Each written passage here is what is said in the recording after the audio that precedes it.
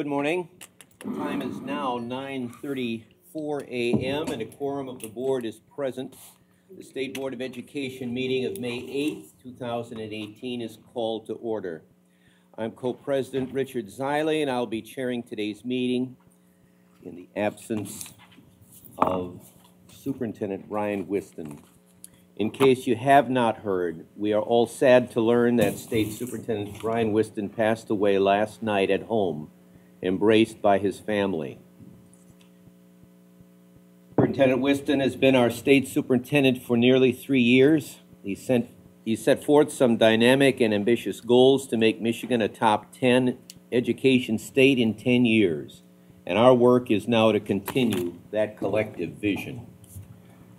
Some leaders leave organizations that fall apart when they leave, and others leave a culture that continues on. I'm convinced that Brian's work will continue to bear fruit for the benefit of our state and our children in the years to come. Our condolences go out to Brian's wife, Beth, their children and grandchildren, the team here at the Michigan Department of Education, whom Brian loved and respected dearly, and everyone in the education community who all mourn Brian's passing. I would like to share with you two brief statements from the governor and the lieutenant governor. Governor Rick Snyder shares with us that it is with a heavy heart that I learned the news of the passing of State Superintendent Brian Whiston. Brian's dedication and work on behalf of all Michigan students and teachers was exemplary. He was an outstanding partner who understood that just as teachers work every day to challenge their students to do better, we all need to challenge ourselves to do better for students. The partnerships to help struggling districts, his work to help implement the Marshall Plan for Talent, his Top 10 in 10 program, and many other initiatives he undertook during his career will be part of Brian's long-standing efforts to make Michigan a national leader in education. I will miss working with him greatly. We can all agree with the governor's sentiments there. Lieutenant Governor Brian Calley writes, I was extremely saddened to learn of the passing of Superintendent Whiston. His passion for improving the lives of students and families across our state will not be forgotten. He was an excellent partner who understood there was more to academic success than just test scores. He lived a life dedicated to service, and I offer my sincere condolences to his family, colleagues, and all who knew him.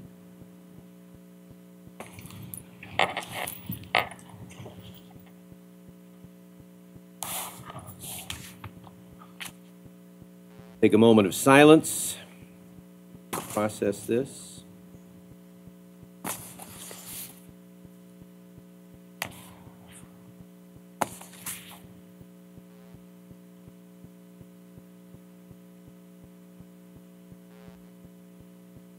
Now we move on.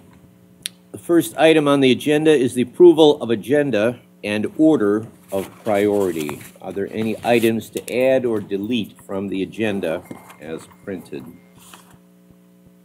Motion to approve. Support. Any discussion? None? All in favor say aye. Aye. Aye. Opposed, nay. Aye. The motion carries. Housekeeping matter, you've probably noticed that the restrooms on this floor are being renovated. There are restrooms available in the main hallway of all the other floors. We apologize for this inconvenience. At this time, Marilyn will introduce the members of the State Board of Education. Thank you. To my left is Sheila Alice. She's the Chief Deputy Superintendent for the Michigan Department of Education. You've just been listening to the co-president, Richard Ziley, and he resides in Dearborn. The seat next to him is Cassandra Albrecht. She's the other co-president. She's from Rochester Hills, and she's joining us on the telephone. Michelle Fecto. And I apologize. I'm sorry. I apologize, but I'll be on and off the phone today. Okay, can you all hear Cassandra? Okay. And Cassandra, you can hear us? Yes. Okay. And then Michelle Fecto is from Detroit. She's the board's secretary. Nikki Snyder is the board's NASB delegate. It's their association, and she's from Dexter. This year's Teacher of the Year is Luke Wilcox.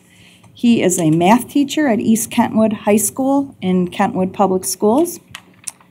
And across the table is the seat of Eileen Weiser, board member from Ann Arbor, who is also joining us on the telephone today. Good morning, Eileen. Hello. Good morning. Tyler Sawyer is from the governor's office. He is the senior strategy advisor for education and career connections. Lupe Ramos Montini, board member from Grand Rapids. Pamela Pugh, board member from Saginaw. Next to me is the board's treasurer, Tom McMillan. He lives in Oakland Township. I'm Marilyn Schneider. I'm the state board executive. Very good. Shulan, I believe we have a new employee to introduce.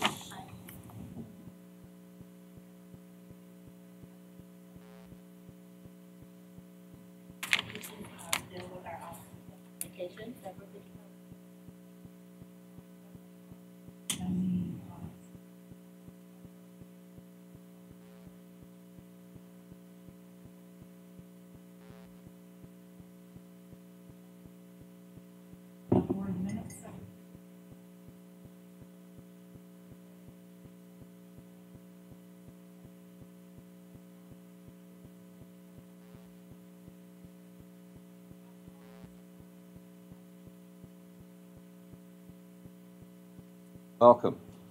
Are there any other new employees in the room? Right. Now we ask that the audience members would please introduce themselves. And Marty, we will start with you. Good morning. I'm Marty Ackley. I'm the Director of Public and Governmental Affairs here at the Department of Education.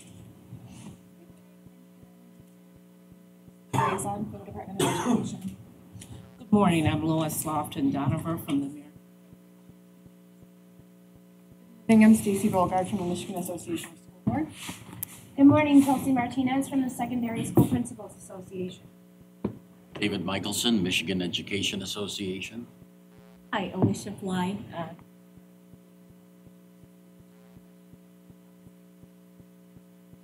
I'm the social studies consultant at the Wayne RESA.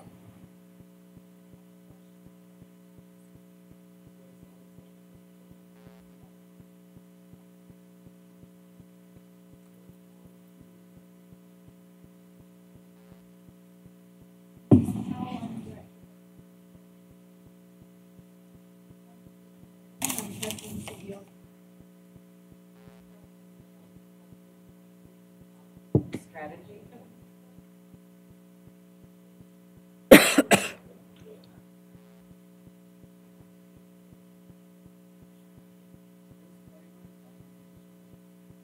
Kevin Lavery with WKAR Public Radio.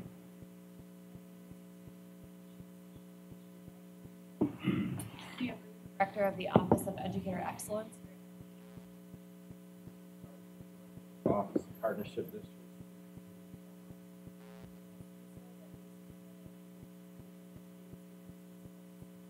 Morning, Kyle Grant, Deputy Superintendent.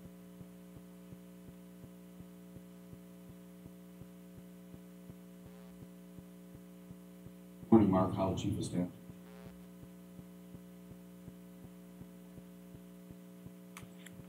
Thank you very much. All right.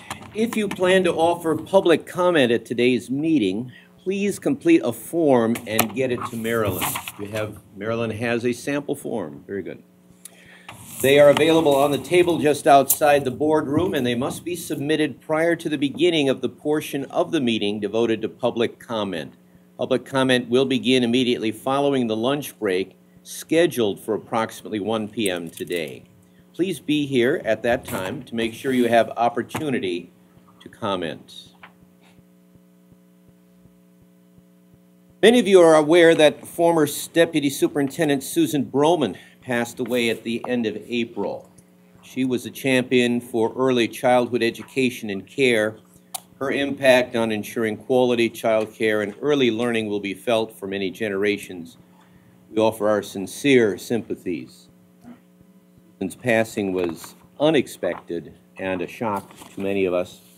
I deeply appreciated her dignity and focus, and she is missed as well. We also want to comment that that this week is Teacher Appreciation Week, and I have a letter from the late superintendent to share with you. Dear Michigan teachers, the Michigan Department of Education and the State Board of Education would like to express to you our deepest appreciation and gratitude for your outstanding contributions to your students, district, and profession. Michigan students are fortunate to have educators who are knowledgeable and provide relevant and meaningful teaching and learning experiences, as well as compassionate, positive, and inspirational role models. Each of you demonstrate a clear dedication to deliver innovative, engaging, high-quality instruction that meets the diverse needs of all students. Showcasing a tireless enthusiasm and commitment to the profession, you build relationships in the classroom, school, and community, and ensure that parents and guardians are engaged and supported partners in their child's education. Michigan teachers enrich countless young lives by motivating students to embrace challenges. You also inspire your students to be lifelong learners, opening their minds to the endless possibilities that one can achieve. The State Board of Education supports all efforts, training, and resources available to our state's educators so that you may continue to teach and positively influence the children of today as they become the leaders of tomorrow. We extend to you our heartfelt gratitude to the endless time and energy you dedicate to your profession. We praise your outstanding contributions to bringing out the best in your students. Together we can make Michigan a top 10 education state in 10 years. Best wishes for continued success in and out of the classroom. Sincerely, Brian J. Whiston, State Superintendent.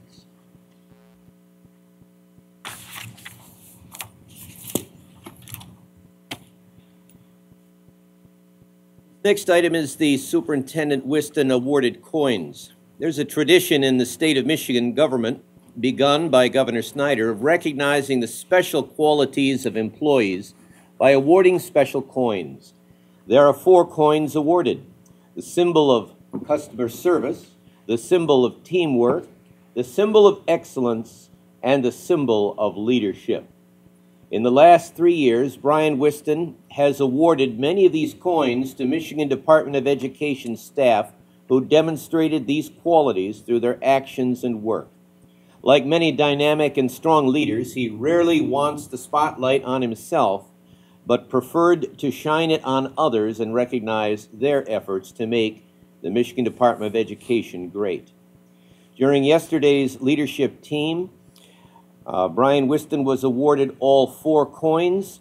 Chief of Staff Wendy Larvick presented the coins to Brian's wife Beth and his children Ashley, Kristen, Scott, and Scott's wife Amanda. After giving so many of these coins himself, Superintendent Whiston surely deserves this small token of our gratitude for his dedicated service to the Michigan Department of Education. We have photos shown. Let's show our appreciation for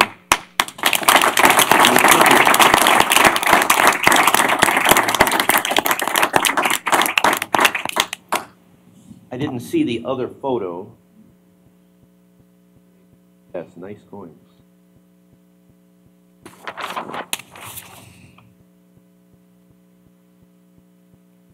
All right. We are now in the Committee of the Whole meeting, and the first item on the Committee of the Whole agenda is the presentation of the Michigan Invention Convention. The Henry Ford is hosting the Michigan Invention Convention, which provides a live interactive opportunity for youth inventors and entrepreneurs in grades 3 to 12 to display their critical thinking and entrepreneurial skills by inventing and pitching a product to community judges and peer inventors. Is this something like Shark Tank? A little bit. Okay, all right. Well, we welcome Lucy Howell and Patricia Meridian, who will share more information with us. Welcome to the table. Thank you. Thank you. Well, I want to introduce myself. I'm Patricia Meridian. I'm president and CEO of the Henry Ford And I really want to thank you all for giving us this opportunity, and especially Cassandra Ulbrich, the co-president of the board, who welcomed us and invited us to come to this opportunity.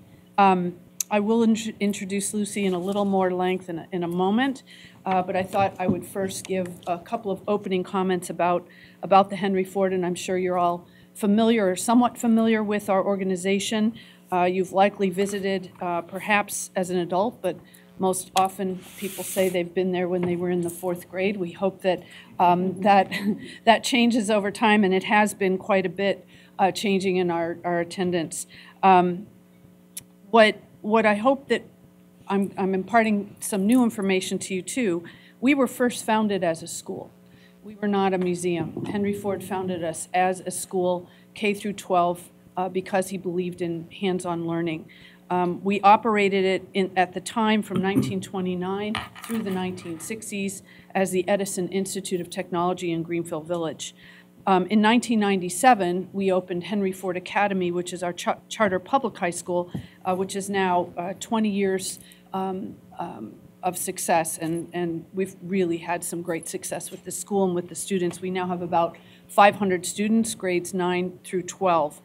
We also offer professional development opportunities for educators from Michigan and throughout the country, and every summer we welcome somewhat over 70 to 80 teachers to do their professional development, and then throughout the year there are many other opportunities as well.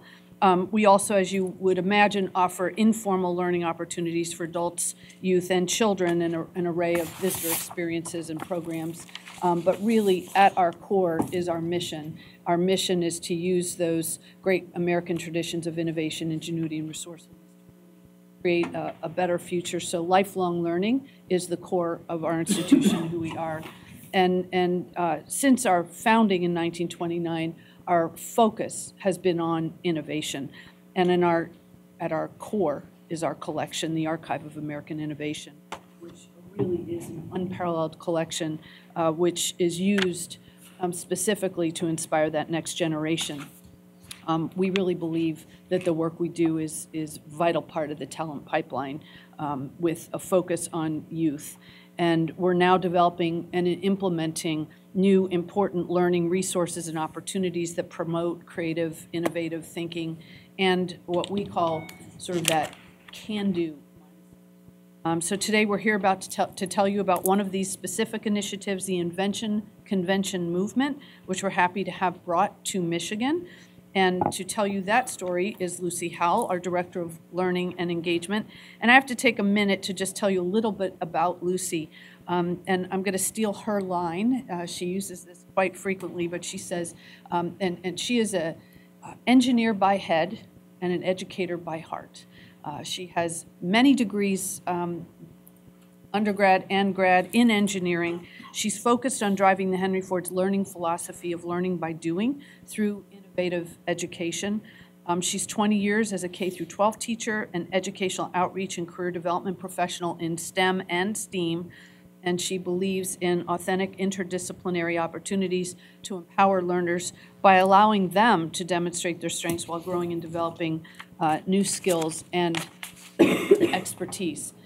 I have never met anyone more committed to learning the way Lucy is, and she really takes that perspective, applies it to the real world, and shares it equitably for all. So I'm going to turn it over to Lucy. We're really grateful to have her. And good morning, everyone. As Patricia mentioned, my name's Lucy Howell. It's a real honor to be here. And my role here today is to really share the Invention Convention movement and how it aligns to the learning strategy of the Henry Ford and aligns to the history that we have. We are working with a learning strategy that is really designed to support the development of inventors, innovators, and entrepreneurs.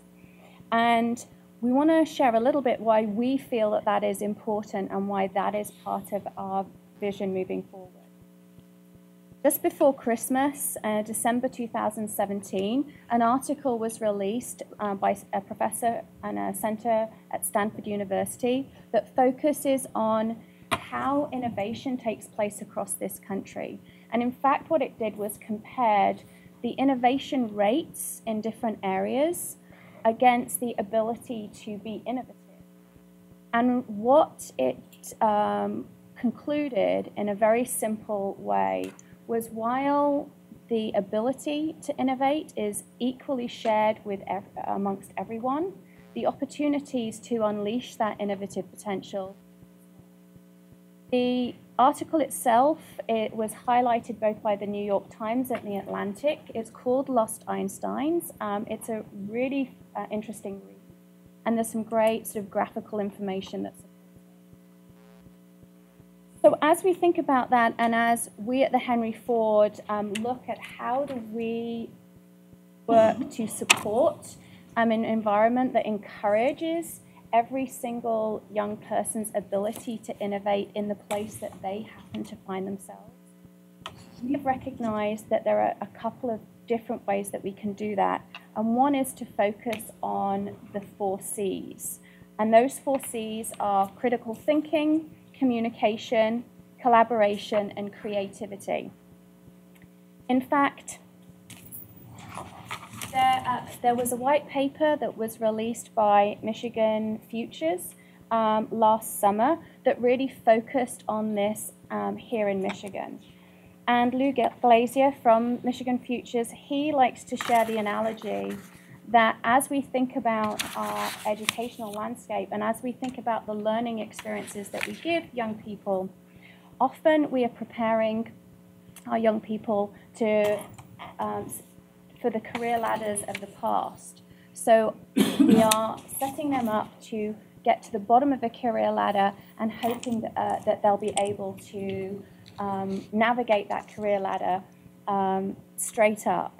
In fact, as I think about my own career, and as I think about the careers of my son and my daughter and all of the wonderful students I've had to work with and had the privilege to work with over the last 20 years, I recognize that really careers look more like rock faces nowadays. With changing technology and the speed at which that technology changes, we need to create opportunities where young people can demonstrate their flexibility and adaptability that is driven by the discipline knowledge that they're experiencing in each of their lessons and classrooms.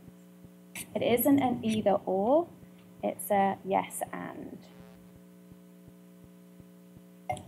So this is the basis of the learning strategy that we have. This is the philosophy that we have engaged in at the Henry Ford to drive the learning strategy.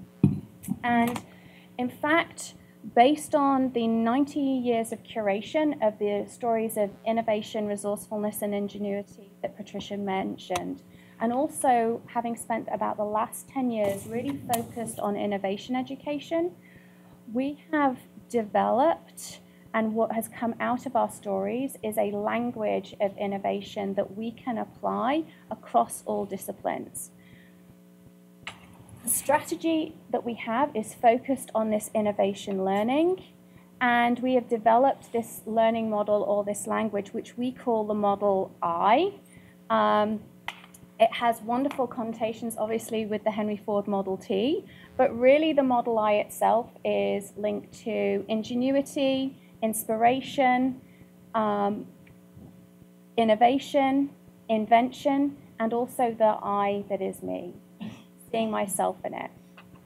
I have included in your packets copies of that language just to share.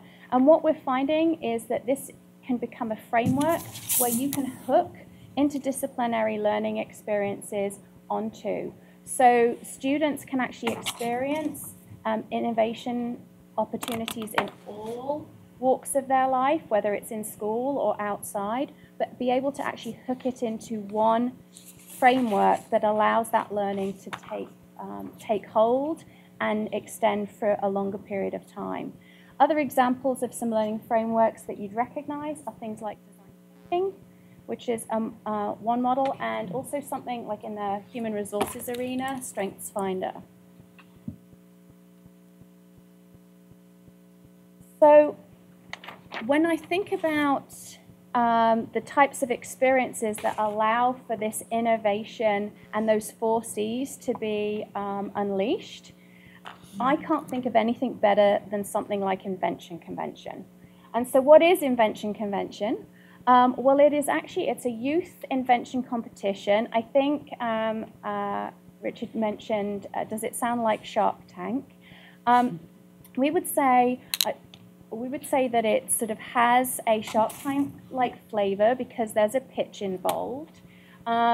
It also has a science fair flavor, as you can see in the picture. You know, there's the classic board backgrounds. But I think it also, interestingly, has this collaboration amongst the students when they're sharing their projects. So we actually use something called judging circles, and the students themselves are part of listening into the presentations that they make, the pitches that they give, and they actually ask questions and give feedback on the products of other students.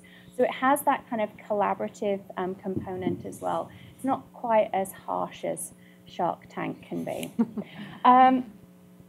Just to let you know, it's actually a movement that it's about 33 years old. There were a number of states that this bubbled up out of. It's actually grassroots program that was developed by teachers who wanted to take science fairs to sort of the next level.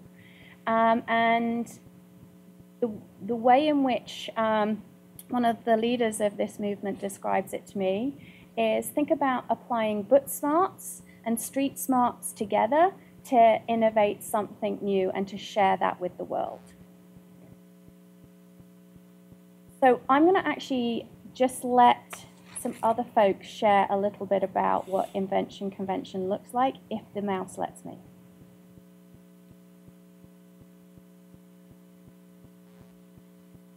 I have checked it so it isn't the circle of death.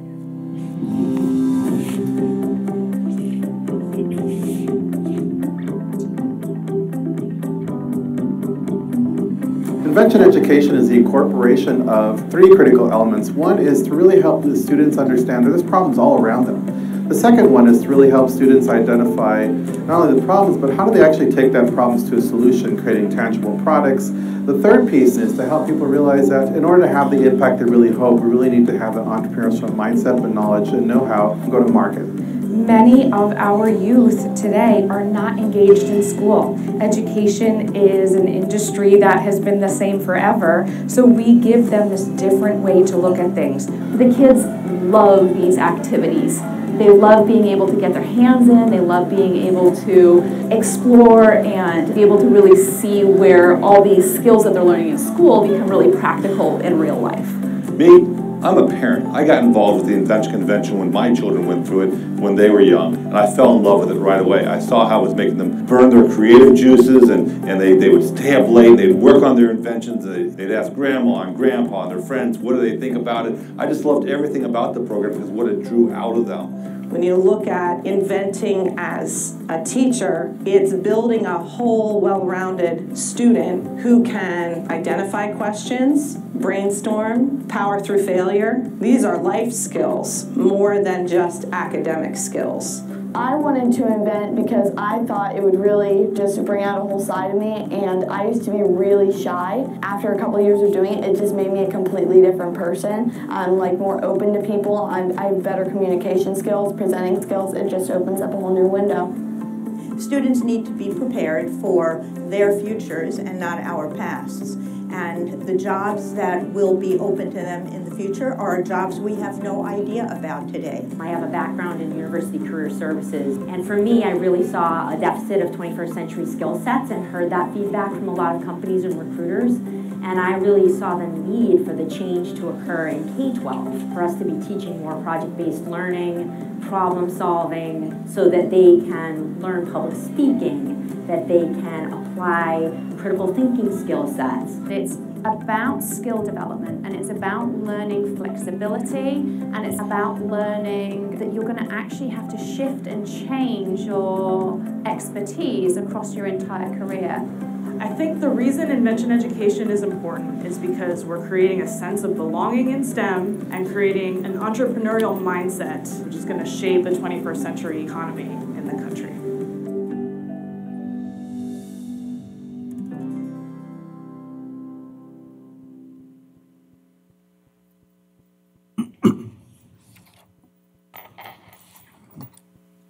That kind of gives you a flavor. You also got to see me on a very bad headache. One of the things I wanted to highlight in that video was you may have seen the 3 girls with the little vest. That actually was the winning project for the Henry Ford Student Innovator of the Year Award last year in 2017. It's called the Easy Swing. The 3 girls are actually 6th graders from Tennessee, and they developed a jacket that one of what they call their little buddies could wear. So their buddies are students who are in their class and in their school who have learning differences, both physical and mental, and they specifically wanted to give all of their buddies this opportunity to swing on the same swings as they did. And so what they did was they created their own jacket that would be able to be used at any swing set, so that they could enjoy swinging with their friends. I share that because Carol and I were lucky enough to be the people who made that award, and we left realizing that there were no students from the state of Michigan at the competition last year, and that did not feel good at all. And so we came back and we said, well, we want to be the place that drives bringing Invention Convention to Michigan. And so we spent the last 9 months working on that goal. And the good news is this March, so about 6 weeks ago, the Henry Ford hosted the first ever Michigan Invention Convention. The idea for the that it will become a statewide competition, and we are working to develop a network of affiliates. So those are school districts and schools who do Invention Convention experiences in after schools or in-class programs that allow their kids to create inventions, to host a sort of localized invention convention, and to qualify for a statewide competition with us. This year, the highlights we had 54 projects with 107 student participants. We actually worked with 4 Southeast Michigan school districts and had grades 3 through 12th grade represented. Patricia mentioned that I'm an engineer by head. I like to prototype and pilot and then grow so that we can experience success. So we had 19 judges. We actually had 10 community partners, including SPTO and Black Girls Code at the event. We wanted to create a showcase for those partners who are involved in other learning experience that drive creativity, collaboration, critical thinking, those 4 C's we mentioned. We had just under 200 students from Detroit Public Schools join us.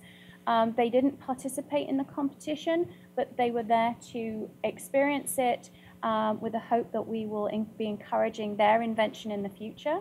And we now have 3 Michigan invention teams headed to the national competition, which will be hosted at the Henry Ford on June 1st of this year.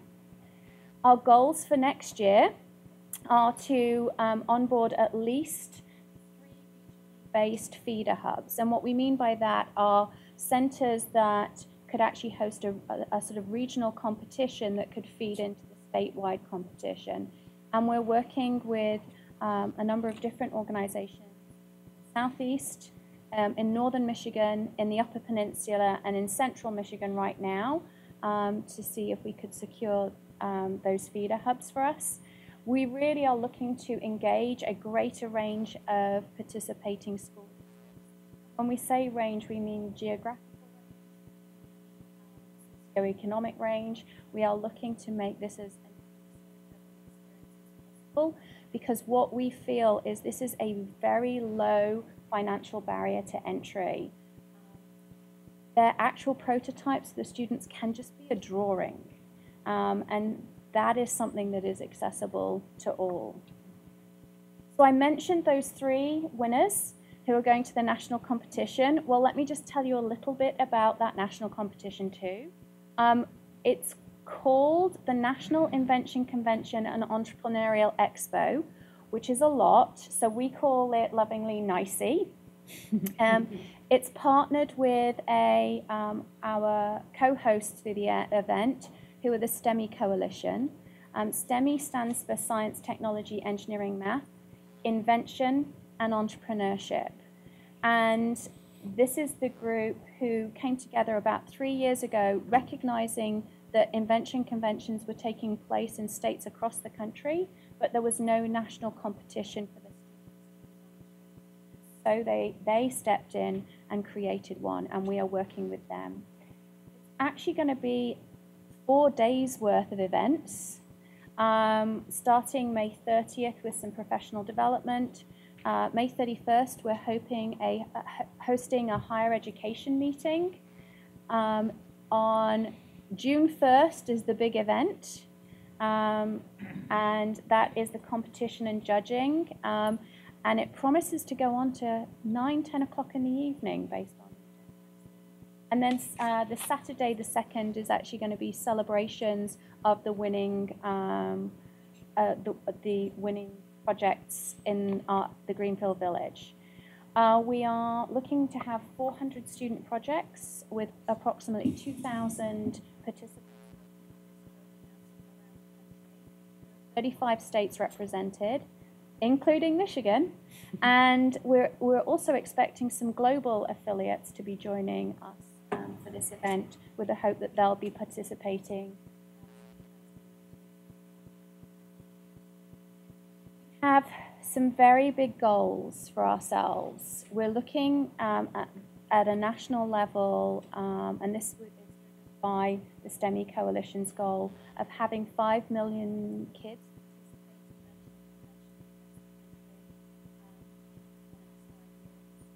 And our goal here in Michigan is 5 years to have an educator involved in Invention Convention from every single district, so that we can really bring.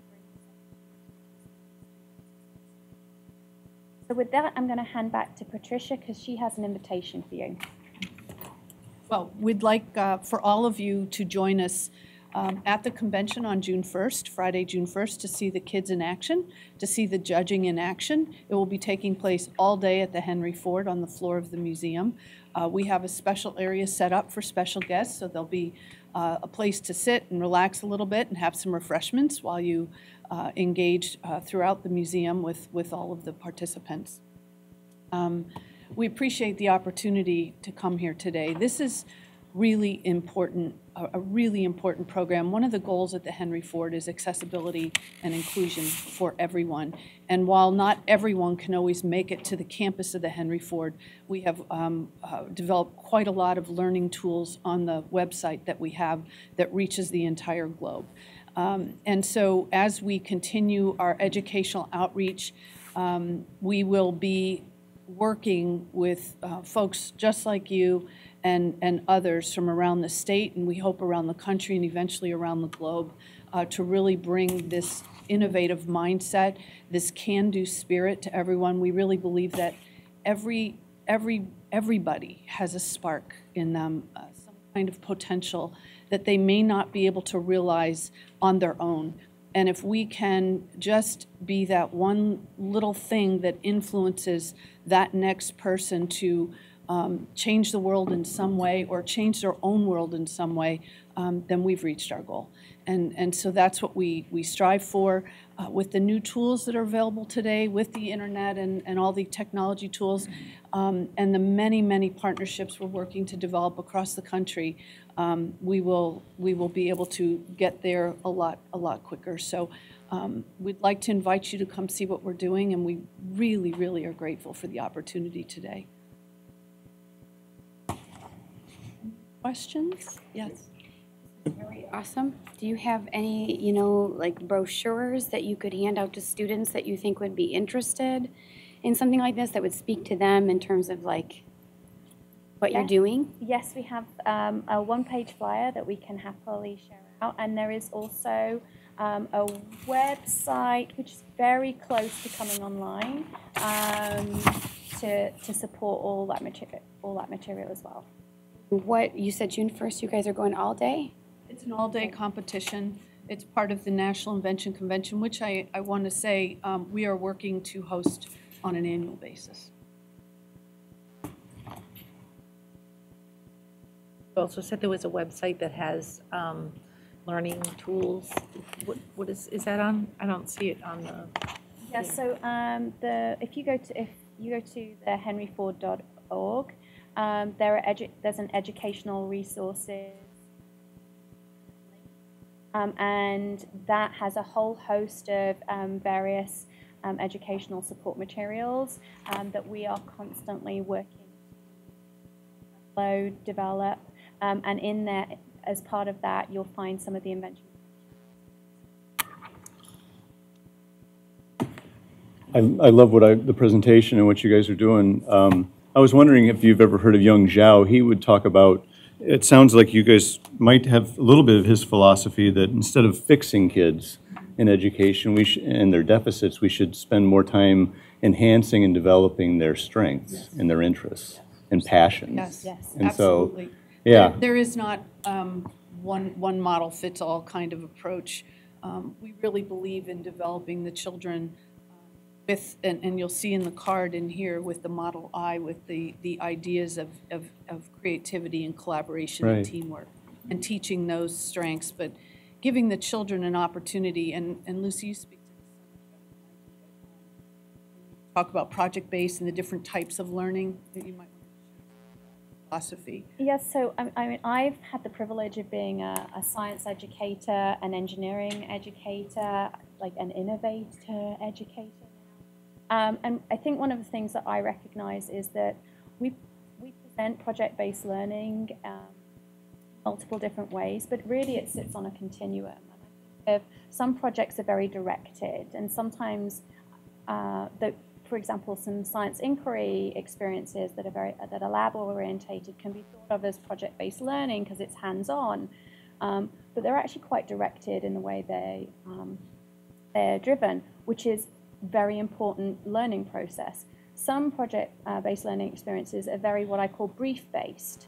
So you have a very specific brief that's given to you, and you need to innovate and design within that brief. Engineers like me are very comfortable with brief-based projects, and then we also have this other end, which is very open-ended. And really encourages students to spot the problem for themselves, define that problem for themselves, uncover that problem, and try and identify their kind of needs. Right. And again, we're not shiny balls. Like, it's not a one way is the right way. It's actually giving students the opportunity to have to do all of those things. And Invention Convention provides a really strong area in that, like, completely open-ended, how can I spot this problem and try and solve? And what's amazing is young people see problems differently to us. They spot different types of problems to us, and they solve them in different types of ways. And you will see that when you come to Invention Convention. Yeah. Kids care about others, and that comes out in their project. Yeah. And I think Young Zhao talks about problem solving, or maybe it's Mark Cuban, or maybe it was Lou, but problem solving will be done by AI and computers. It's problem identifying that computers can't do. They don't. So in the future, it will be those skills that will be the most important, actually. Well, and when you come to the Invention Fair, you'll see children that are using technology, but that are also using just their hands to build something or make something. And so the way they're approaching a problem is completely up to them, and how they're beginning to solve it. For us, we're known as a museum, but what we're trying to do is really change the paradigm of what it means to be a museum today. I mean, we have, and we recognized this many years ago, we have a collection that is the foundation for what were problems in the past. And there's a lot of stories of people, some really well known and some not so known, who took the challenge to solve some problems that were big, audacious problems of the time. And what a lot of kids don't recognize and a lot of people don't recognize is that the people of those days that were solving those problems were just ordinary people. They didn't have, in many cases, any kind of special background education.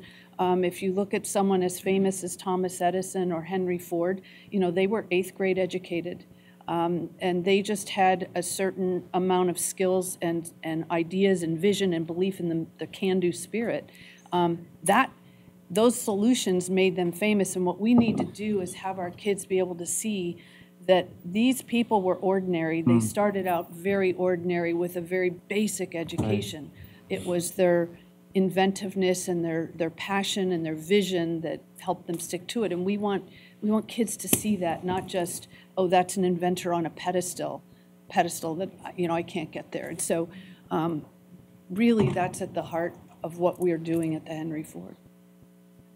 The thing that's interesting for us is the stories that we have cross so many disciplines. They're not just technical. You know, we have stories of social transformation as well. But what we notice is that there are certain habits that come out, and you'll see that those habits in that Model I language, as well as the sort of actions that you have to go through. So love it. That's why we love it so much. Cool. Thank you very much for your time today. We really Thank appreciate you. it, and thank you for the work you're doing. Wonderful. On behalf of So can I just make a quick comment? Oh, Cassandra. Cassandra? Sorry.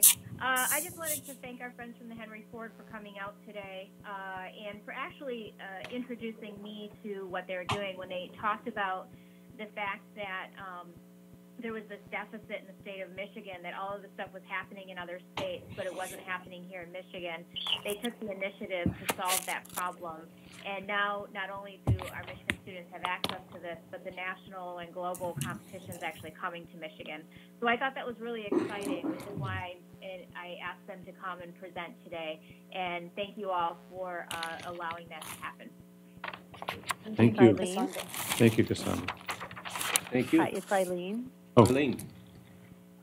Hi, can you hear me? Yep. Yes. Hi. Well, in full disclosure, my husband's on the board at the Henry Ford, so I'm hugely supportive of this, and I've known about it for a little bit, and our Mike Flanagan, I know, was involved in it too. So thank you so much for bringing this forward, because it's exactly what the board hopes and has for a vision for children in Michigan. Thanks, Eileen. All right. Thank you. There are no further questions. Thank you for presenting for us Very today. much. We appreciate it. And the nifty book, too. Thank you.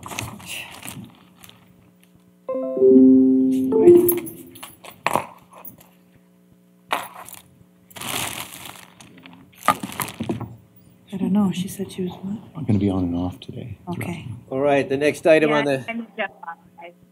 Thank you. What was it? Okay. The next item on the Committee of the Whole agenda is presentation on revised teacher certification structure. For more than 3 years, the Michigan Department of Education, in collaboration with Michigan stakeholders, have been working to revise Michigan's teacher certification structure and improve the preparation of the educator workforce in Michigan. This is in direct alignment with the strategic plan for becoming a top 10 education state within 10 years. This collaboration has led to the design of a structure that places students at the heart of the system and will prepare teachers for supporting the diversity of Michigan students. Stakeholder feedback has been essential to the process to ensure students are at the heart of the system and to consider potential barriers for implementation. Next steps: develop teacher preparation standards, provide technical assistance to educator preparation providers, seek additional stakeholder feedback, and determine if current permits meet staffing needs. Our presenters are Vanessa Kiesler, Deputy Superintendent educator, student, and school supports. Leah Breen, on the other side,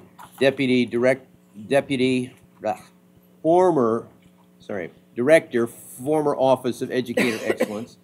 And in the middle, Kelly Cassidy, Early Literacy Consultant Officer of Office of Educator Excellence. And I guess you have a PowerPoint presentation. Thank you, Dr. Ziley. I'm going to turn it directly over to Leah and Kelly and let them walk you through this presentation. We're really excited to bring this to the board to share with you what we've been working on in support of Michigan students and in support of our 10 and 10. So, Leah. As Dr. Ziley mentioned in the introduction, we have been working on this initiative for about 3 years. It's exciting work. The project goals are to develop a students first certification system that prepares effective educators to use differentiated supports and meet the needs of the whole child. This initiative is very much in line with Goal 3 of the Top 10 and 10 to develop, support, and sustain a highly quality, prepared, and collaborative education workforce.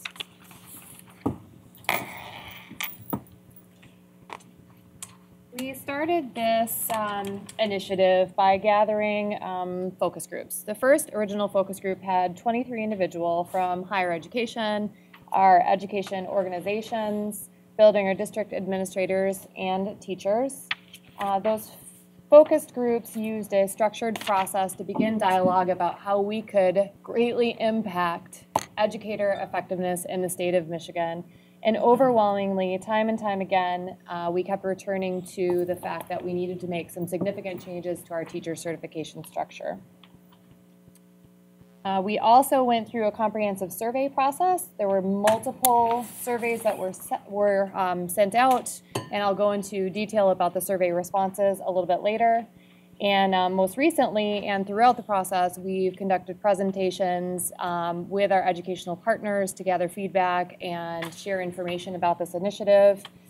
We've been at MIRA, MESA, MASSP, the Math and Science Centers, Early Childhood, Educator Alliance, MISFN. We've worked with our lobbyists and our friends at the legislature, and we've presented to our colleges and universities, just to name a few. So as we mentioned in the project goals, this is really an initiative to develop a system. So it's not just about certification, but it's the process of preparing teachers, how we place teachers, and using a permit system to create a robust set of actions that will support schools, students, and educators in the field all working together. So what you're seeing today is just a portion of our system. So what did we find when we started talking to our stakeholders? I'm sorry, I just have a general broad question as far as what is the outcome of this? Is the board going to end up voting on something? We're not talking about standards. We're talking about a structure. Correct. So is this, I know it went out and you did a lot of surveying, but like could you just give me a broad so I know exactly what I'm honing in on? Is this going out to is there going to be public comment, or are we going to vote? Like what exactly is the outcome going to be? And then I can understand more about how this fits into what. This is an informational item for the board to understand how we're restructuring our certification in support of student learning and educator preparation. The standard, you will see standards in August that relate to the certification structure. So this is more informational before we go out for more comment and in preparation for standards that relate to a structure in which they're implemented. So to understand the standards we're bringing forward, we wanted to make sure the certification structure changes were. Okay, thank you. So what did we find? From the original stakeholder groups, the stakeholders came up with these non-negotiables. In a certificate structure redesign, they felt very strongly that students must come first. That anything that we designed should have students at the focus and ultimately and chiefly support student learning and student achievement. When designing a system, we wanted to consider a system that designed for the most possibilities. So this is a statewide system that needed to fit as many scenarios as possible, with a recognition that ultimately that we would need to use permits and placement measures to provide flexibility for certain scenarios that you'll see across the state, and we'll get into that a little bit more as well later. The team wanted to ensure that we preserve the special education rules. There are a separate set of rules governing special education, so as you will see in here, the certificate structure does not vary what we are currently doing with special education. There was a concern. The team wanted to redesign middle school preparation. We know that middle schoolers, teens and preteens and tweens are different than they were 5 years ago, 10 years ago, 20 years ago. We have increased data that talks about the social emotional health of our teens and tweens and their unique needs for technology and instructional resources. And we wanted to ensure that this system spoke specifically to those needs. We wanted to consider high school content depth for middle school. So more often, middle school students are able to earn high school credit in middle school, which is great, but we want to ensure that our teachers were prepared for those challenges and for that level of instruction. And there was a concern that elementary teacher preparation in all subjects is too broad. Right now, we have a K-5 all subjects designation on our certificates, and that literally means all subjects, anything from American Sign Language to art to music, any subject, all subjects that you can think of. Typically, those teachers also have a K-8 self-contained designation, where in a self-contained setting where they are the teacher of record all day, they can teach all subjects K through 8.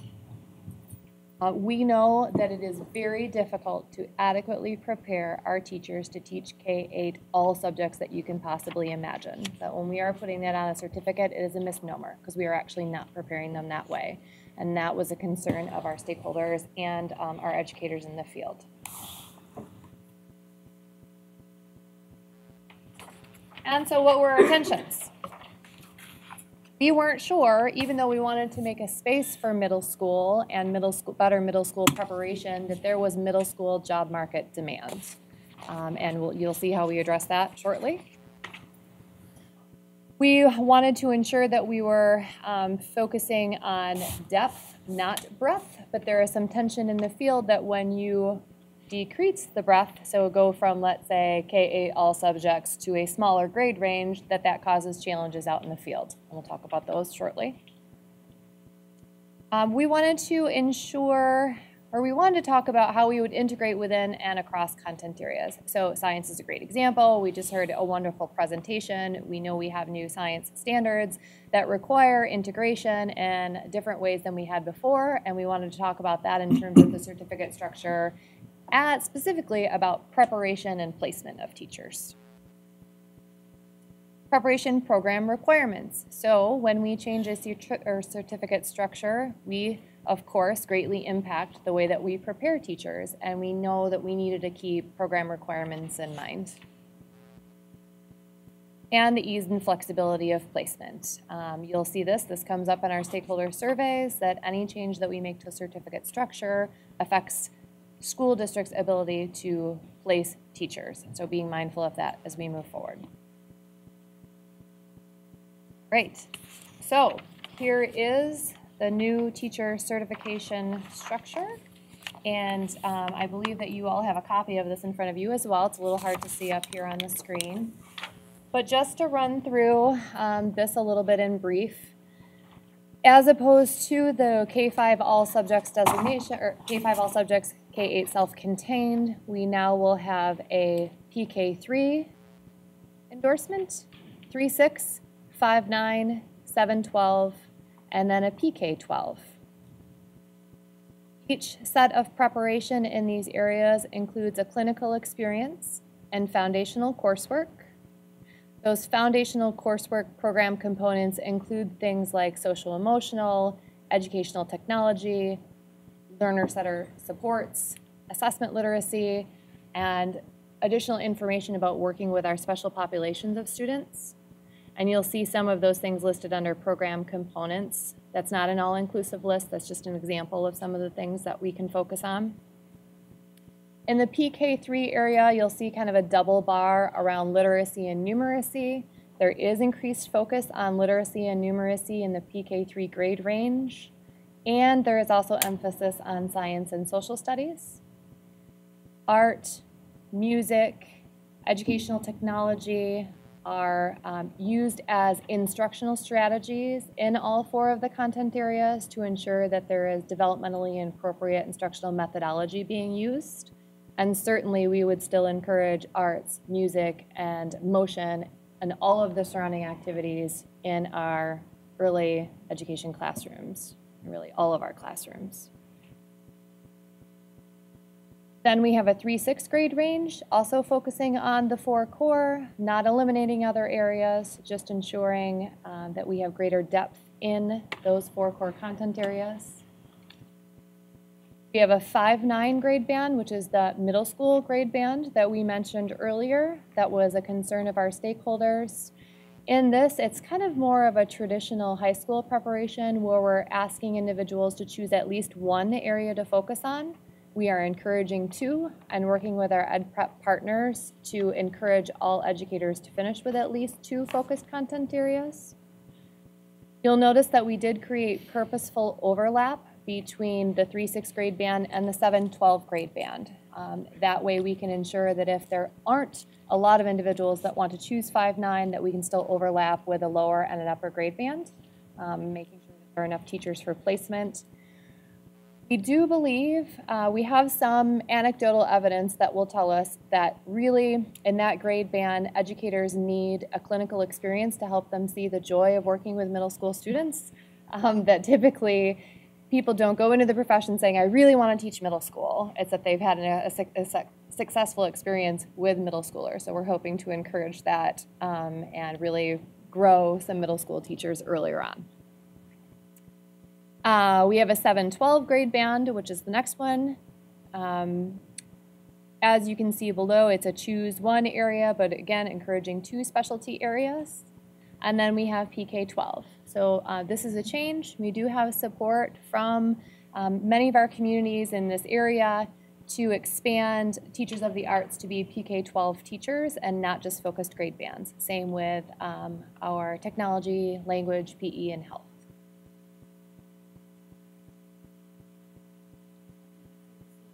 It's an endorsement within So CTE as it currently stands is not changing. They'll still have a 9-12 grade band. We didn't touch either special education or CTE here.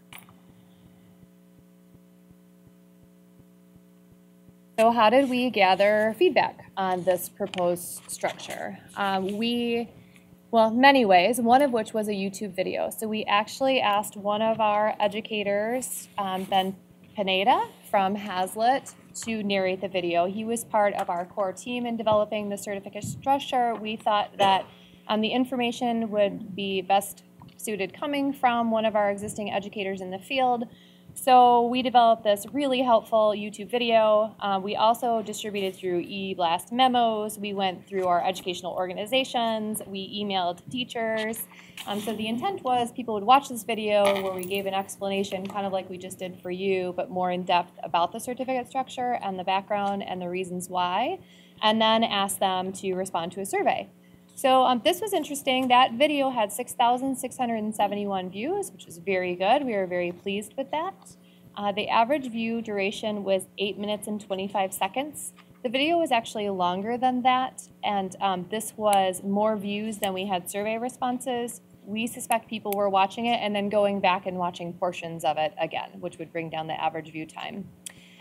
Just for your information, when you're sharing out to our educators, 56% of them access this information by mobile phone. So it's really important that anything we do at the department is mobile phone friendly.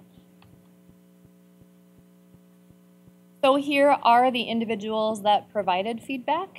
As you can see, teachers had formulated the greatest number of responses with over 2,000 responses from our educators, followed by principals and building administrators, and superintendents. We had some parents, and we had a number of institutes of higher education faculty and staff, and a smattering of others, including community and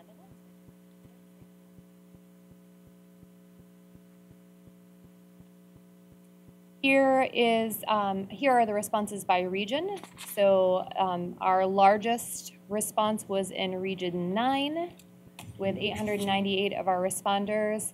And this, the slices of pie on this are pretty much proportionate to the number or the population of that area. So what this told us is we had a good kind of representative sample of each area as it pertained to their overall total population.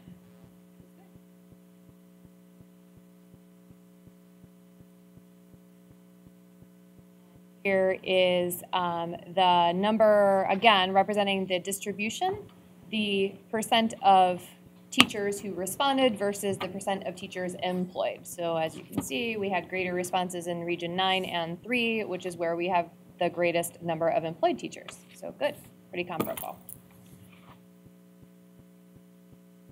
And setting, here are the responses split by rural, suburban, and urban.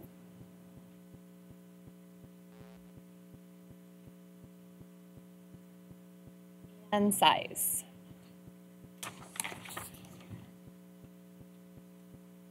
And later when we talk about feedback from small schools or districts, we're talking about this lower category, the fewer than 200. That's how we categorize them in our feedback. So very small.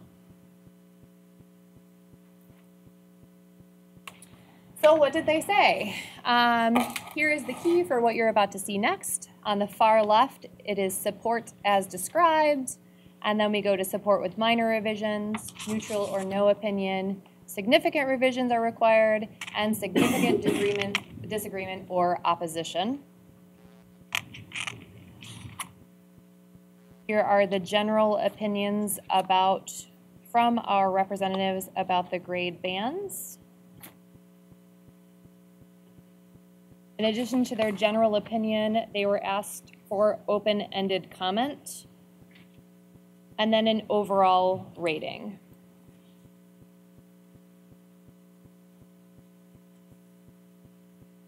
We did not bring the full spectrum of responses for you. We asked them many questions. We split them into many different roles, areas. All of the pie charts that we looked at earlier, we split them. Overall, the opinions of the individuals surveyed largely reflects what you are seeing here. So it is about 70% full agreement or support as described or support with minor revisions for every type of individual, setting, and question we asked them, which was great news for us. That was what we consider very good results. The only standout was school administrators of very small schools. So under 200 had concerns about this, and it was due to flexibility of placement, and we'll talk about that. Some of the common themes, they wanted to ensure that child adolescent development and social emotional needs were considered in the standards of these. We did receive 9,960 open-ended comments. Kelly went through every single one of those comments about 3 times, I think, and she sorted them, shared them, grouped them, themed them, gave us information about them so we could really understand what was happening. 745 of those comments were "this does not apply to me," whatever the question was. 610 were a question or clarification of the structure itself. 1,231 of the comments were some variation of "this sounds good." 480 of the comments were what we would consider off topic, often talking about pay of teachers, frankly, slotted in there. And about 800 of the comments were related to staffing and appropriate placement. So how would teachers be placed using this new certification structure? Here are some other comment themes that we saw that are more specific. Positive response to early elementary emphasis on literacy and mathematics. So as a result of that, we did not have to make any modification to the proposed structure that we had sent them that you're seeing in front of you. They had a lot of questions or clarification about the proposed structure and requirements. I mentioned that. We are using those questions to create implementation guidance for the field, which was very helpful. The staffing and placement concerns that were raised, we are going to address within the appropriate placement and permit work. So after the cert structure comes out, we begin our adjustment of implementing the new certificate structure. We need to talk to them about how individuals who have received this on their certificate can be placed within their schools. And that will be another set of stakeholders that help us develop that guidance and help communicate that to the field. And we will consider all of the questions that we received during this comment during that time. Staffing in small schools, similarly, we will gather stakeholder feedback. We'll figure out ways to help solve those problems that they'll be facing and likely use permits specially designed for those instances in support of this work. I'd like to make a note on the permits. Under Brian's guidance and Leah's leadership, we have really expanded our permit structure already to provide more flexibility. So I think we have good precedents for how we can use that opportunity to have more tailored solutions where necessary, where you have a good structure that meets most of the needs, and then you use some strategic permit options to meet more specific needs. Another important thing I think for you to know, which I don't think is in here, maybe it'll come up later and surprise me, is that with the new smaller grade bands and focused content areas, we're really hoping to support educators in being able to add grade bands and add content areas in a way that is faster and easier, working with our ed prep institutions to condense programs as much as possible. So if you have an educator that has a PK3 grade band, really enjoys science, that we can make it possible for them to expand to the next grade band in science, broadening their placement, ability, and content areas with support of their school districts. And in most instances, being able to teach that while they are broadening their endorsement area. So we had some recommendations for coursework details, and so we're sharing those. For example, the PK3 grade band, we really think that you should ensure that teachers are prepared with X. And so now with our standards development groups, we're sharing all of that feedback from our educators. They were really concerned about this, so when you're developing the standards, please consider their feedback. There were a lot of misconceptions that we saw about the current or proposed structure, so that helped us clarify our graphics and our materials for guidance and rolling this out. And we had a lot of positive responses to the inclusion of PK in our cert structure, so that is good. Here's what we still have to consider. I think I've talked about all of these, the appropriate placement, so fit, shortage, in small schools. Adding endorsements, which I just mentioned, I knew it was going to come up here somewhere. Making sure that we develop systems and programs for them to add endorsements, either grade ranges or content areas, quickly and in a condensed manner in support of students and school districts. We need to work toward the program implementation timeline, finalizing that and moving it forward.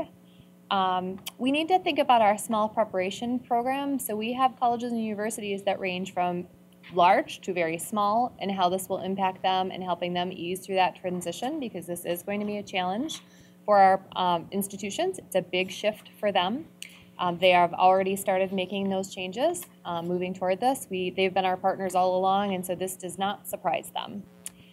We need to consider teacher mobility and marketability. Right now we have very good reciprocity coming in from other states. We actually think this will improve our reciprocity coming in from other states, that will be able to better match teachers and their credentials that are entering. And we need to consider our current teachers, how this may or may not affect them, and what we need to convey to them as part of that transition.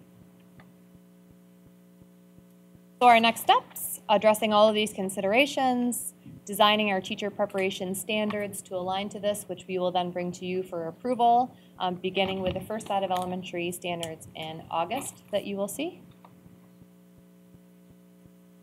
We will still need stakeholder feedback on what, if anything, would happen to the certificate of current teachers, what the appropriate placement policies for the new structures would be, what flexibilities and adjustments to our current system need to be adjusted to accommodate this, and what guidance and support, of course, we need for our K-12 schools, our educators, and our ed prep institutions in order to.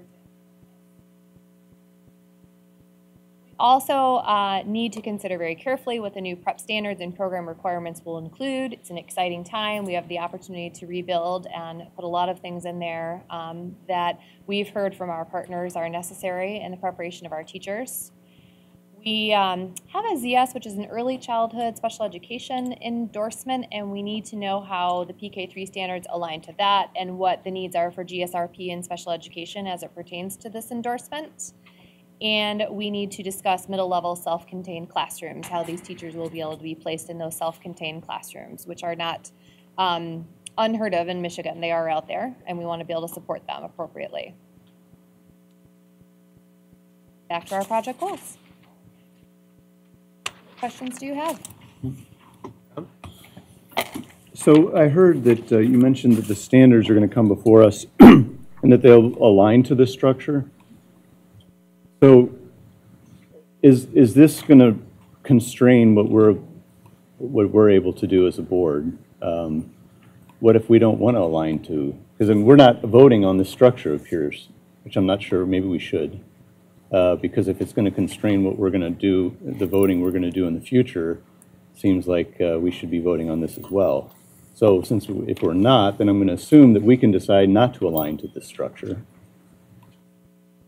or else we would be voting on this structure. So can you just let me know more about what you mean by align to the structure? Well, so, she or just if I can mentioned explain. that.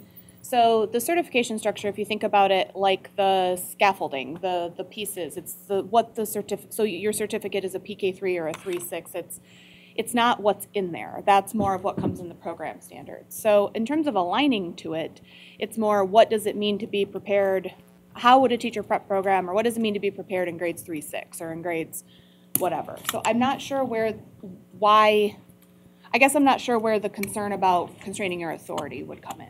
Well, I was told, I just heard that standards are going to need to align to this, so that makes it sound like there's a constraint. If we cannot not align, is what I hear. So that seems to me that it's constraining our authority. So I just am trying to understand I just don't want to hear when the standards come before us that you can't do that because of this structure. Because if that's the case, then I think we should be voting on the structure as well.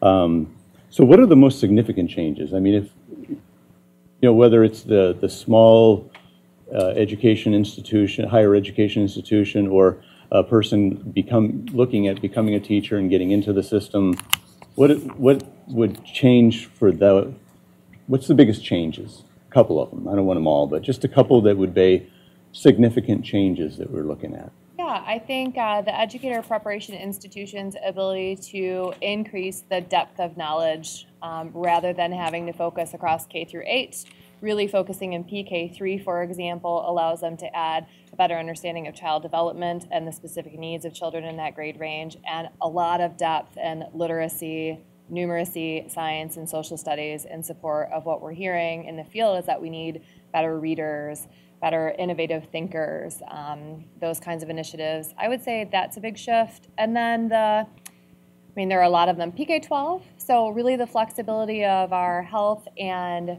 phys ed teachers and arts teachers and music teachers to have all of the knowledge of children across the spectrum and really work with teachers to integrate that into core instruction and be flexible and move and support children across the school district, I think is a big one as well. And then finally, how will we know, or when will we know if this is a good idea, if this works? Yeah, so great question. One of the things that we did was study what other states were doing, and particularly high-performing states and how their structures were. And what we saw is there was no consistency in other states about structure, preparation, what it looked like in cert structure. So ultimately, what we hope to see is an increase in student achievement. We likely won't see that for some time. We have other measures in place in the interim that we hope will result in improved Will student you be able to tie that, though? Will you be able to say then the student achievement increased because of what we did? I hope so. We should be able. You think you'll have that kind of data and that kind of? We should be able to link teachers who were prepared under the certificate structure and actually look at student achievement results potentially. Yep. You're calling a good question that this is always a challenge in education research in general, is how can you prove that one thing caused the change in outcomes? Because this is not the only thing happening. The 10 and 10 is a wide-ranging plan focused on supporting the whole child. This is a piece that moves toward that goal. So again, Leah left the project goals up, and I want to return us to that. When we think about what's a student-first certification system that prepares educators to do differentiated supports and meet the needs of the whole child in support of the 10 and 10, if student achievement goes up in Michigan, it's because we implement a cohesive plan around student achievement and outcomes larger than simply assessment scores. So this supports that plan. Will it be the only thing that helps get those outcomes? No, but it is working in the same direction as the whole plan. That's what's important, that we don't have pieces of the plan going off in different segments, because then we will not get outcomes. We have to row in the same direction. So that's why we've been working toward this. Thank you. My question is, I'm just looking at the feedback that we've received through the focus groups and the surveys, and of course I want to know who in the focus group, I mean, how many of these are partnership districts? And then I also want to know of the data that you showed us, it was not broken down in a way that I can tell that we're getting to those schools that I think need this information the most and struggle the most with getting educators. And I would hope that we would not go any further without collecting any data, and we continue to have these discussions around that. But again, if we're going to move that needle, those are the districts that we need help with, and we're getting phone calls and emails from those districts. I mean, in some of those districts, we're getting calls where students don't have teachers or educators at all. So again, I don't see how we move forward with this without really doing a concerted, very deliberate effort to make sure that we do everything beyond just sending out a survey, beyond just sending out a letter and getting an invite to a focus group. But we have to get that population involved. So if you could first tell me how many of these are those districts, those partnership districts, and then if you can break down the data, maybe not today, but later. I'm looking at the focus group. The focus groups, right. And I think it's a good point. So I think we can do some more outreach to partnership districts. Leah and her team have been out with partnership districts regularly. And like you just said, Pam, even now with our cert structure, the challenge is getting people to come there, stay there, and be supported there. So that challenge will be there, this cert structure, a different cert structure, and so we have to attack it from multiple ways. I think, Leah and her team, we mentioned the permits earlier in the presentation. We're definitely helping partnership districts know how to use permits as much as they possibly can to get staff in, but that's still, if you don't have a person coming, a permit, a cert, nothing is, it's a two-pronged problem, supply, and then how we help them be appropriately certified, permitted, and placed. So we'll continue that work. We'll ask them some questions about the cert structure, but I think you're raising an important point that there's another issue that will not be solved by cert structure, and that's about capacity and supply, recruitment. That's a whole different presentation we could do about how do we get more people into the profession, and particularly to partnership districts. I offer my help in that. I will help with that. We just did a focus group recently, just so we can. I will help you so we make sure that the next time that we talk again, we've had a focus group that includes those districts. Okay. Thank you, Michelle. I like the idea of a deeper dive and teacher prep. My question is around special education. So based on this structure, someone would be certified in special education PK-12. Is that what this is saying? They wouldn't be taking that deeper. It would be a broader range. So right now, do you want to speak to that? Special education certification is currently K-12, and then they have to have a companion endorsement area in a more focused grade range. So it doesn't change the K-12 preparation for special needs learners. Okay, so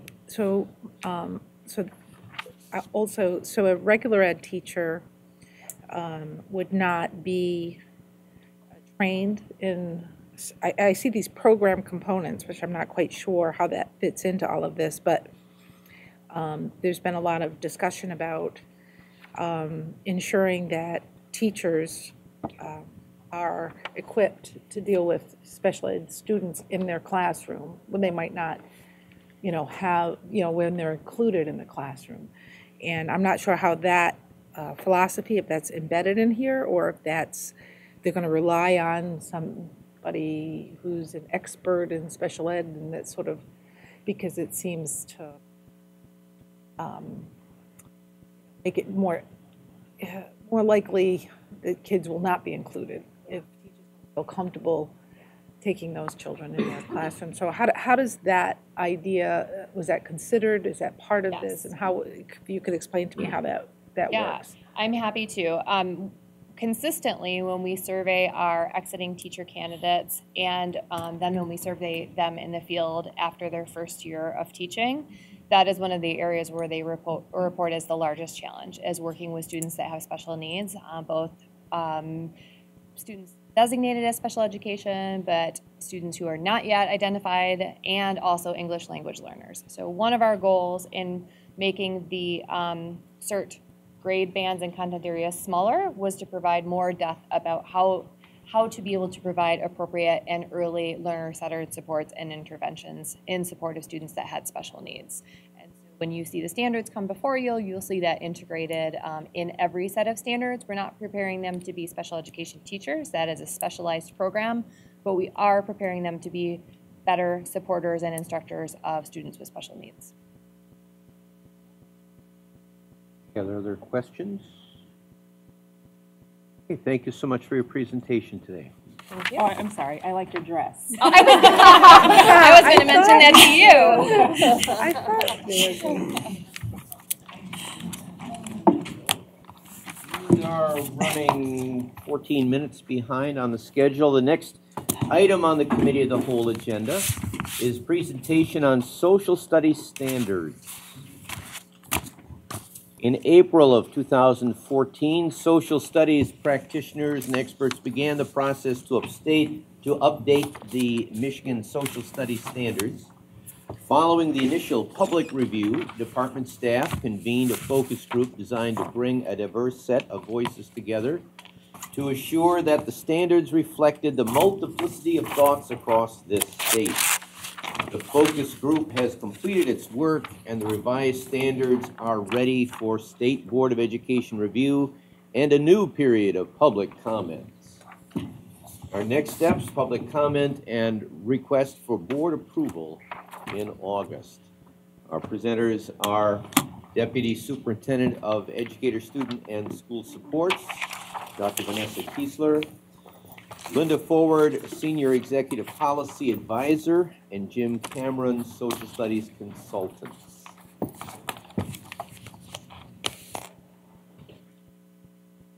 Dr. Z, I'm going to turn it right to Linda. Thank you very much. We're happy to be back. The work has reached a point where we think we can bring something back to you, and that's an exciting point for the team that's been working so hard on the work. I do want to just call out that there's been a large group of people across the state working on this, social studies writers. We refer to them as the social studies writers. They're the initial authors of the standards, but then a focus group that you'll see 3 pages worth of names that brought together a diverse set of people following the last round of field work to try and get a better take on some of the standards. I do want to call out, though, here inside the department, Greg Dion, who's helped lead this, Jim Cameron, and Scott Koenig from Assessment, who've been key to making some of this work happen. And I did think of something to say, sorry.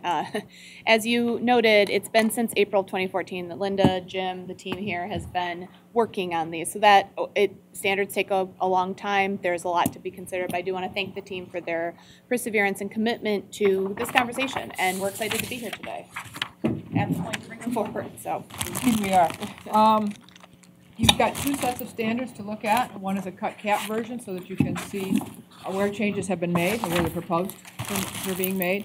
And then another set that we tend to refer to as the public version. All that is just the cleaned up version of what it would look like once they're finalized. So you have both sets of standards to work from.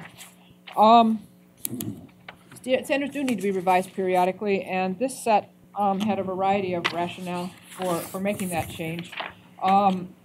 First of all, the social studies community had been telling us that there were some things that they'd like to see changed and improved. And so we took this on because of that. Certainly the new framework that was released that would lead to a revised model of instruction got some of this work. And we wanted to get into a more integrated approach, which is something that we have been working on across the department in instructional models. So we wanted them to reflect a deeper student learning, which ties directly to our top 10 and 10. And we look to this to help with good PD and a lot of other work to help us increase student outcomes in social studies. As you know, it is not our most stellar student outcomes score when we look at that. This does fit into the top 10 and 10 initiative very cleanly, certainly in learner-centered supports with deeper learning, aligned curriculum. This will lead to some work in the curriculum with the districts, and also for an effective education workforce because we are going to need significant professional. So what happened?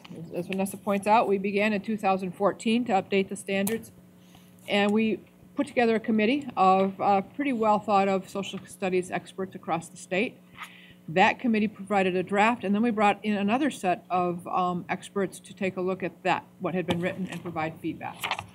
We then went out to an external review committee to give us some information, and following that, we brought the standards to you, and then in 2016, conducted public comment information sessions across the state. That led us to social studies writers taking a look at those comments and incorporating some suggestions. But then we also brought together a focus group that met for 6 full days to take a look at what was then draft number 8, and it has been revised several times since then, to try to make sure that the diverse voices across the state had been heard.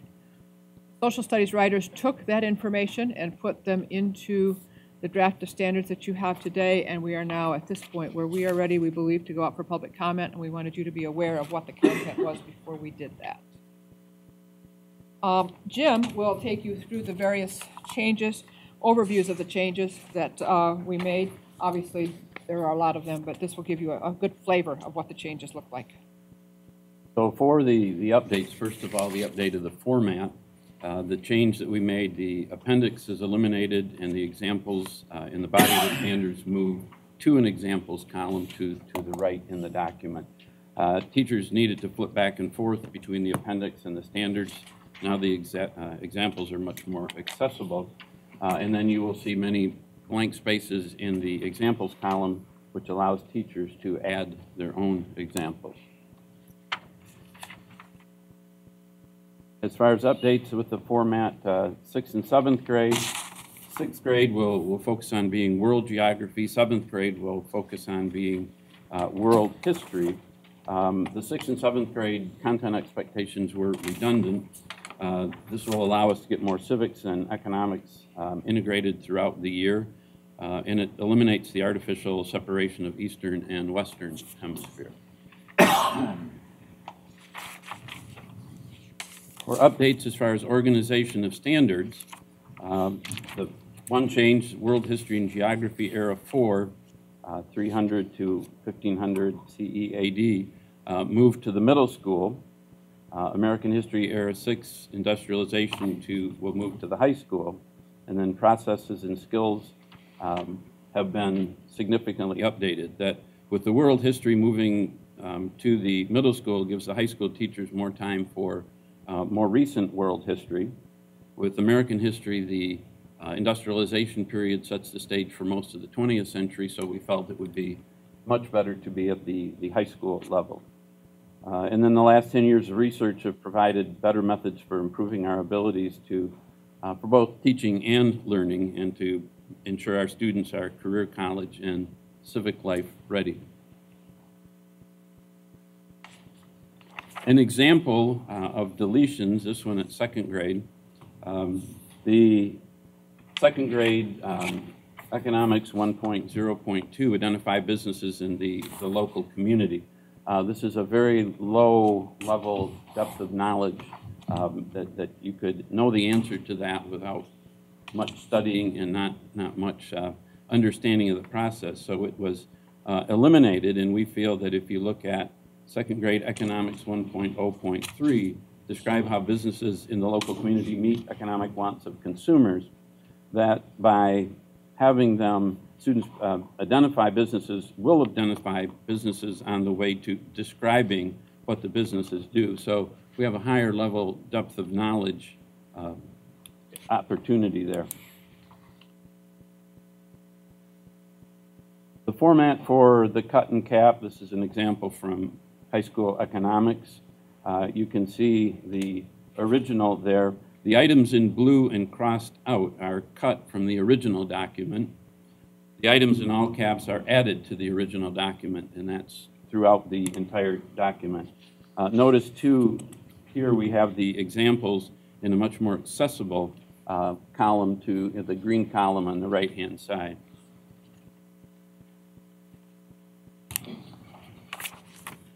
Next slide, updates based on legislation. Since we started this process, two significant bills were passed. House Bill 4136, the citizenship test, requiring the content from the citizenship test to be included in the standards.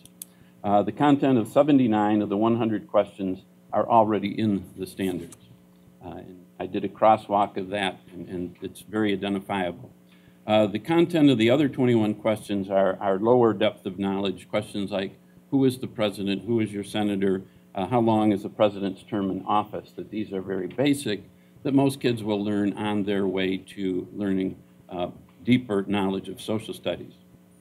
The Genocide Public Act 170, also recently passed, requires genocide education, and this content is already included in the World History and Geography 7.1.3.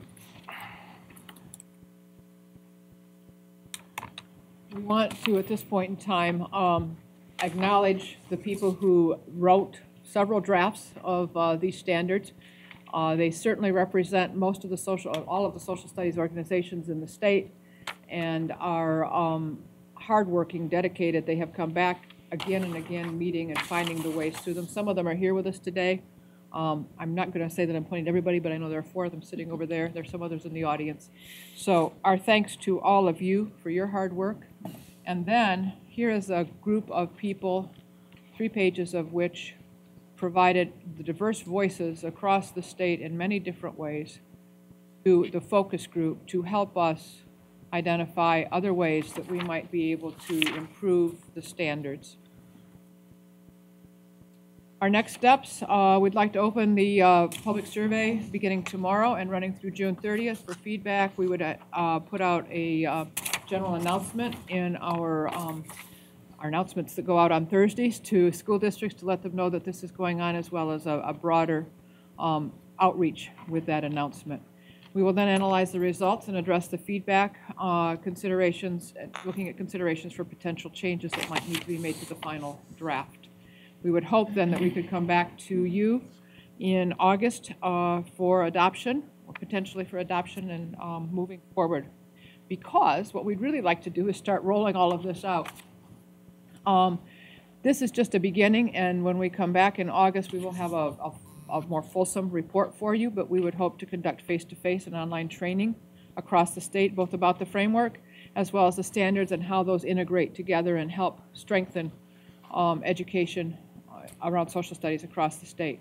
We want to use the curricular and instructional resources that are available, like the open educational resources that have just blossomed in this state, provide online training for educators, and then provide partner with state organizations to support educator training through those groups. There are only 4 listed here, but all 6 of the ones that you see on the following page have agreed to partner with us in that endeavor. So these are the groups that have partnered with us throughout this, as well as the individuals that have helped us write the documents and modify them. And with that, Vanessa, I believe I'll turn it back to you. Thank you. Back to you, Dr. Ziley, for questions. Okay.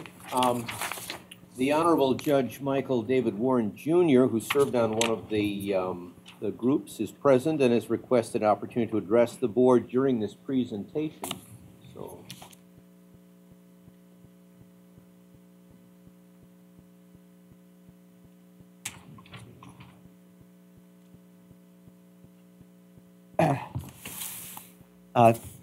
Michael Warren.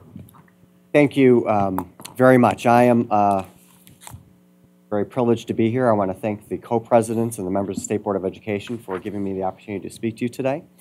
Again, I'm Michael Warren, a former member of this esteemed body. I'm currently an Oakland County Circuit Court judge. I'm also the author of a book about civics and history called America's Survival Guide. I'm also the co-creator of Patriot Week with my then 10-year-old daughter, who pounded on a table and demanded a new celebration for America. I'm also most pleased to address Eileen Weiser today. You're on the phone, right, Eileen? Maybe not. Okay, she might be muted. All right, we were partners in crime long ago on the board. She's the only survivor of my tenure there, and I regret that she's serving her last few months. I want to thank her for her service. I've been heavily engaged in a variety of ways, different roles, with the social studies standards.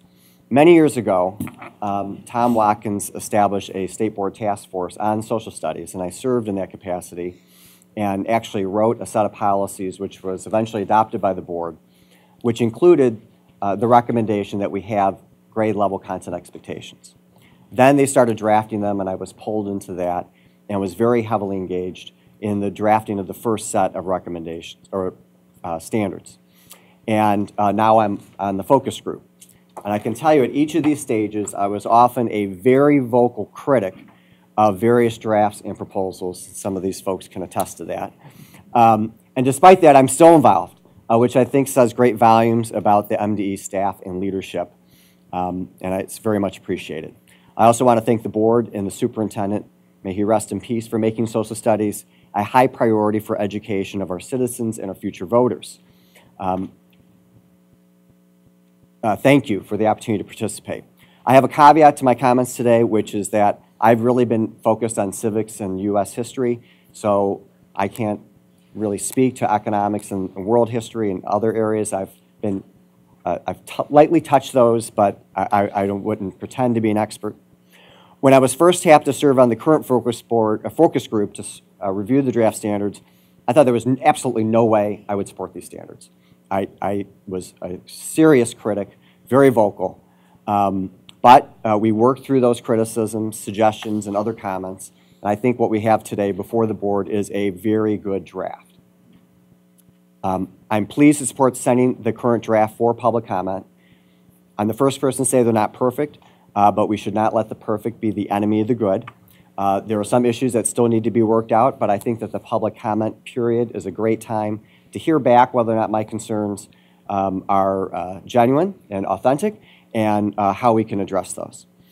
This draft is definitely improved from the old standards. For example, we've created a specific definition of core values of the American Republic, which is rooted in the Declaration of Independence and the Constitution. And that should provide better guidance to teachers. Likewise, we also define constitutional principles to refer to key attributes or elements of the Constitution, again, providing better clarity for the classroom. We've worked to ensure that these concepts provide a common thread of learning throughout K through 12 experience, both in history and civics. This should provide strength and coherence and achieve better retention throughout school and life. They also should assist in assessment and accountability. The old standards slosh these concepts around. They use differing and contradictory terminology and verbiage. It was quite a problem. And I think they undermine professional development and led to confusing materials for teachers. Accordingly, these improvements should be well received in the field. Many standards have also been revised to increase precision, consistency, and improve balance of perspective. And these changes should also be welcomed by teachers and students. We hold these truths to be self-evident, that all men are created equal, that they are endowed by their Creator with certain unalienable rights, that among these are life, liberty, and the pursuit of happiness, and that to secure these rights, governments are instituted among men, deriving their just powers from the consent of the governed, that when any form of government becomes destructive to these ends, it is the right of the people to alter or abolish it and to establish new government, laying its foundation on such principles and organizing its powers in such form as to them shall seem most likely to affect their safety and happiness. These words from the Declaration of Independence were revolutionary in 1776, and they remain revolutionary today. And those words and how they're embedded in the Constitution is what makes America America. It is not as fun as it might be, or maybe agonizing it might be, watching the Detroit Tigers, or reality TV, or Twitter, or something like that. What makes America America is the Declaration and the Constitution. In his first inaugural address, James Monroe reflected, What raised us to the present happy state? How do we accomplish the revolution? The government has been in the hands of the people. To the people, therefore, and to the faithful and able depositories of the trust is the credit due. Had the people of the United States been educated in different principles, had they been less intelligent, less independent, or less virtuous, can it be believed that we would have maintained the same steady and consistent career or been blessed with the same success? While then the constituent body retains its present sound and healthy state, everything will be safe. They will choose competent and faithful representatives for every department. It is only when incapable of exercising, it's only when the people become ignorant and corrupt, when they degenerate into a populace, that they're incapable of exercising the sovereignty. Usurpation is then an easy attainment, and a usurper soon found. The people themselves become the willing instruments of their own debasement and ruin. Let us then look to the great cause and endeavor to preserve it in full force. Let us, by all wise and constitutional measures, promote intelligence among the people as the best means of preserving our liberties. Ensuring that our students can understand the Declaration, how it's embedded in the Constitution, and our history is the key to ensuring that our children and their children will enjoy the blessings of liberty, echoing what President Monroe said. And these standards will help us better achieve that most important objective. God bless you, and God bless America. Wait, do I get to leave now, or am I open for questions? I'm not sure. Stay here. Okay. Thank you for spending some time with us today. My pleasure. All right, are there questions for the presenters here? Michelle? Yeah. It's an important subject matter for me for many reasons as well. So it would be helpful for me, and I think others, to look at the current standards, not the last revision, but the current standards, and have it marked up to the changes that we have. And is that a document that I think it's in here. we get? Isn't that attachment A? No, I think that's the revisions to the revised standards. Those are the changes on the revised standards, is my understanding. So they're not the revisions on the current standards. So I would like to see the difference between the current standards and the changes, the proposed changes. Kind of Is a that side-by-side document? Yeah, that would be very helpful, and Yeah, I think that would be I agree. informative for public comment as well. So that would be great. I also had some questions. You know, I'm a little concerned that this might be like a strict constructionist kind of a point of view. I don't know if that's true, and I'll know that when I look at it more closely. You know, I'm not sure of the inclusion of things like the labor movement and other progressive movements in our history, which is part of, you know, the Constitution is a document that's been amended, and thank God, because otherwise we still have slavery. So, and women wouldn't vote and all kinds of stuff. So I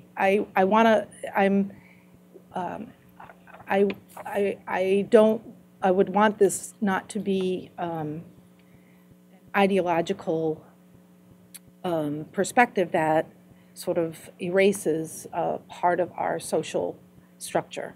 And I think it's very important when we talk about critical thinking that we also are able to criticize our government in the sake of becoming a more perfect union. So those are elements I think that are really important to have within the curriculum, and to be able to speak openly and honestly about our history and how to create change. So having those documents would at least help me to put that into perspective. I also had a question about the public comment period. I want to make sure, you know, I've already gotten phone calls from people that have some concerns, and I want to make sure that all the voices are heard in this discussion. So I would like to know what the schedule is for the public comment. I think it should be at least 60 days. I know it's pretty close of public comment, to make sure that we're really doing outreach, not just between 9 to 5 hours when most people are working, but at times when people who might be teachers or professionals at work or working people that can't go during 9 to 5 hours in a faraway location. So what is the schedule for this? And an online survey, which is our standard for doing outreach to everybody. So there will be no comments from the community, no comments are available there. No, but there'll be no opportunity to go to, like we did with the science standards. We had meetings throughout the state where people could come and ask questions and listen to other people's questions, because I think there's something good to hear other people's questions and to have that community dialogue, as well as, because you're pretty restricted when you're just giving your comments. You don't hear what other people are saying, and I think that's very informative too. So I think we should also have opportunities for public comment in several locations in the state, so that people really can feel good about these standards. The last time that we did the science standards, we also did social studies at the same time. So the last Right. time you saw them, it's because we had a Right. parallel field. So we felt that we had been out and gotten a lot of field input. Well, these are new, and these are significant changes. So I think that, and as I'm starting to hear things bubble up, I think it's incumbent upon us to really get everybody to have an opportunity to have input and hear the concerns of others. And I'll just back up what Michelle said, because it seems like with the surveys, we don't get a broad set of cross-sector of the community, the residents. Let me just clarify. We can do that. Okay. There is a procedure for public comment, which is what we've brought forward. And again, this isn't the first time these have been out for comment, so that's part of it. But based on the feedback, we can think about some in-person meetings and how we communicate about those. So just to thank you for your feedback. And I do remember going to some. I think I went to a few of the sessions, but since there was some. A lot of feedback, and we've responded to that feedback. I think it would be good to take that back. So some of the questions, one of the questions I have, I think, and maybe going back to the original version, side by side to the revision, to the new revisions, that would be good. And I remember some of the concerns. A big concern was around the civil rights era, and I don't know if that was mentioned, if I missed anything, if that has been addressed.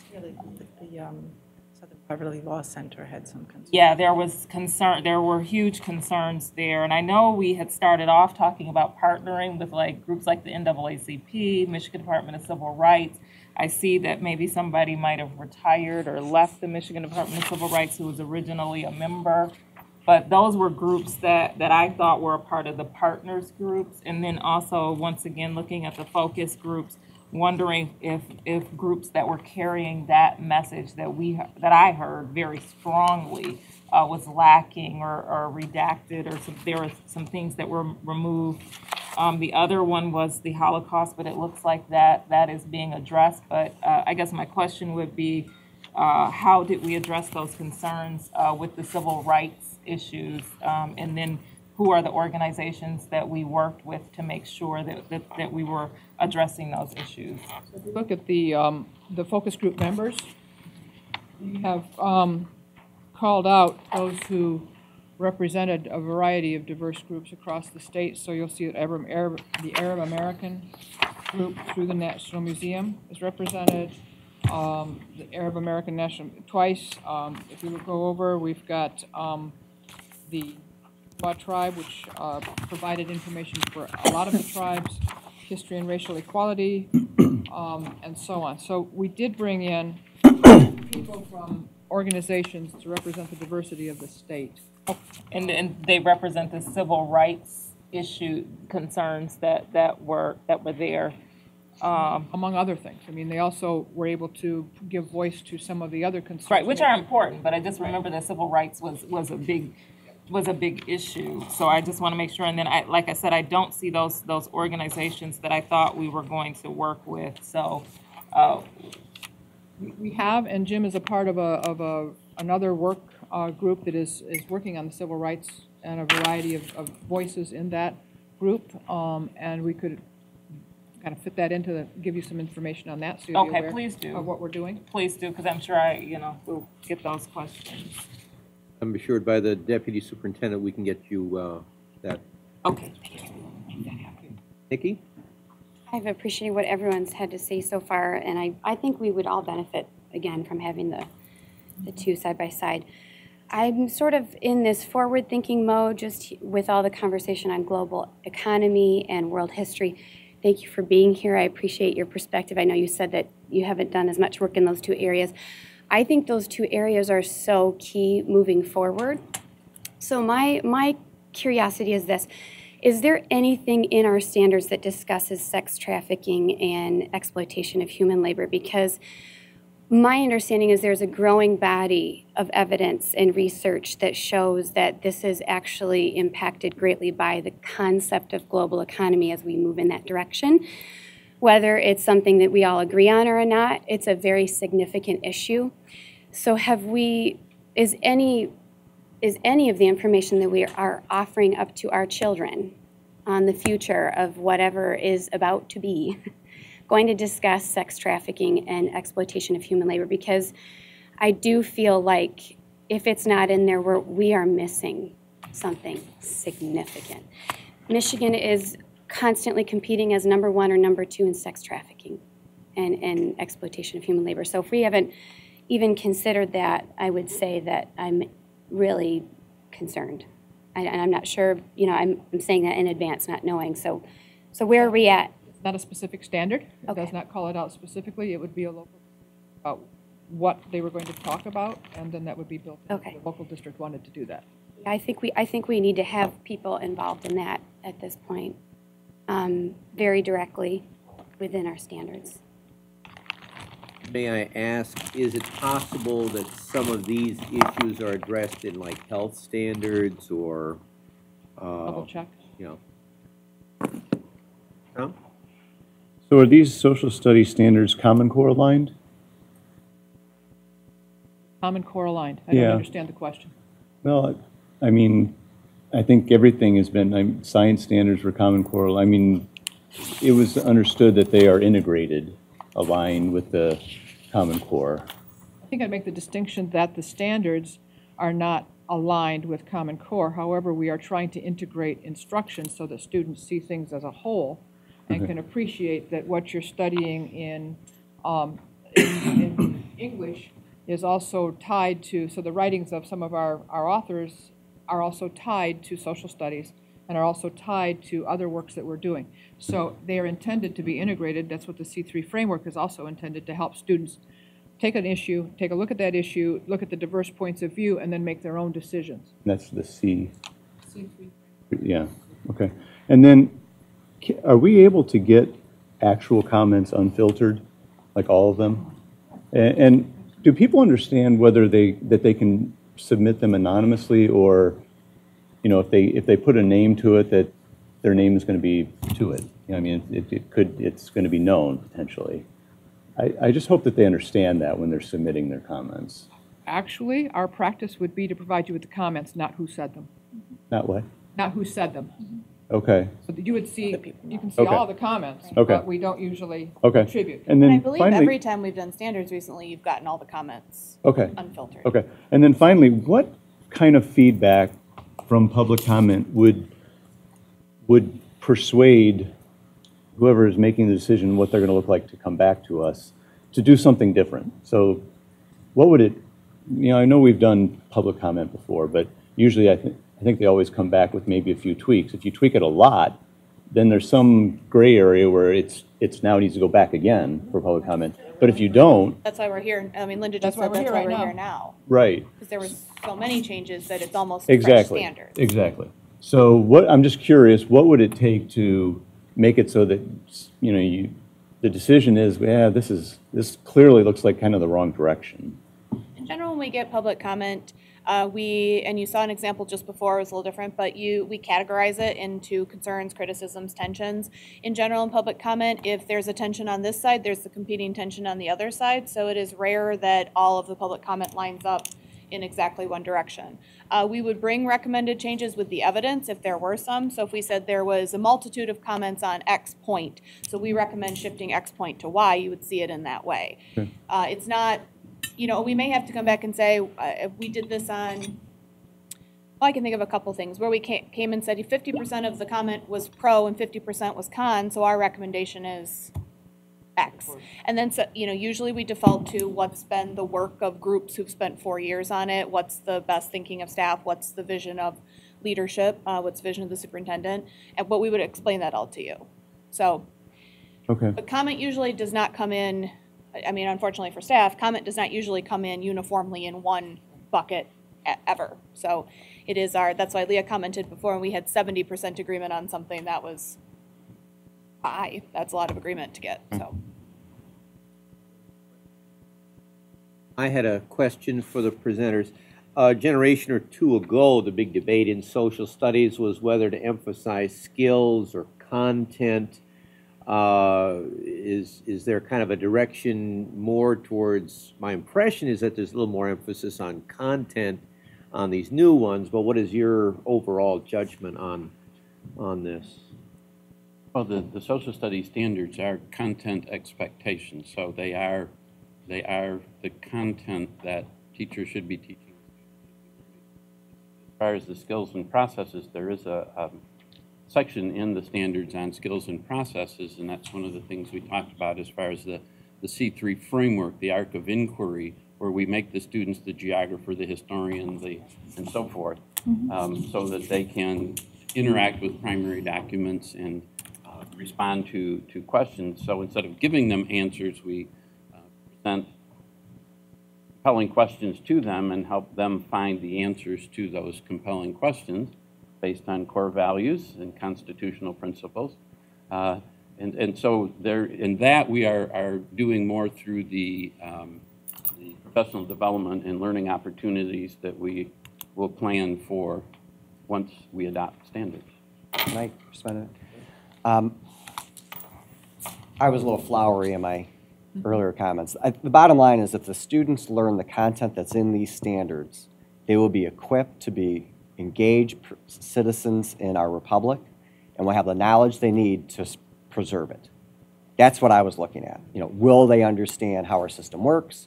Do they understand the rule of law? Do they understand equality, popular sovereignty? Do they understand separation of powers and checks and balances? You know, the studies are not very good right now. They show that most people don't understand those concepts. I think 50-50, you go up to somebody and 50% of them can't tell us the 3 branches of government.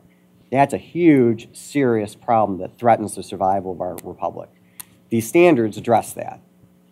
So from the, you know, how the students learn it, I think is a local decision that the districts can embrace, or the charter schools or whatever it is can address. But if these kids actually, if our students actually learn what's in these standards, we will be in a much better position than we are today. One of the things that the judge mentioned when we started the focus groups was standards set the process in place and tell us what we have to learn and what we should be doing. However, it's good, strong professional development that will lead us to this actually fulfilling its promise. And so we'll get a picture of that when we come back, but then it'll be a long-term project for all of us. My own concern along this line is E.D. Hirsch's quarter of a century old now on cultural literacy underlined the connection between knowledge of content and reading comprehension, and I think that's a fundamental issue for our students. Okay. Joe? I noticed in the mock-up that I looked at that there was the word democracy was crossed out and replaced with republic. I don't get it. Why is democracy so offensive? Actually, I think it's usually crossed out and says a republic, a constitutional democracy. And that's a Senator Colbeck issue, and he's going to be here this afternoon, so I'll leave it to him, but I think that was... Okay, I'll ask him then.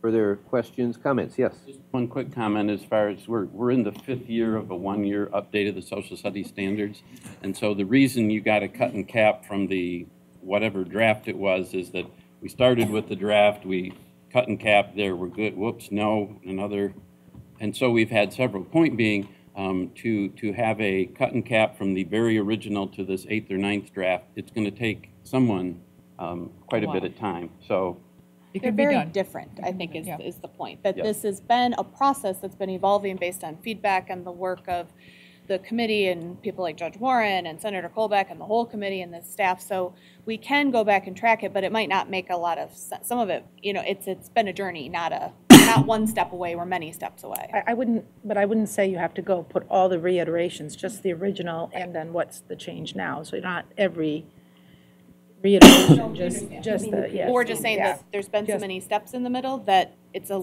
long distance between the two. Lots happened. Can I, one other question, we're ahead of time, we're ahead of schedule right now. Under the 4 pillars, one of them is citizen participation. What is that? Is that, are the public schools going to be kind of pushing kids to get involved politically?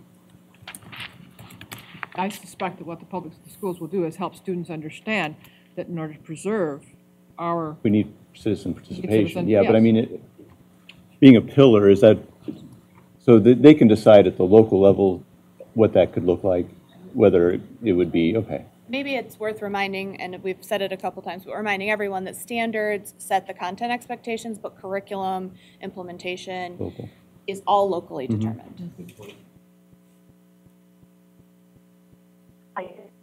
Eileen?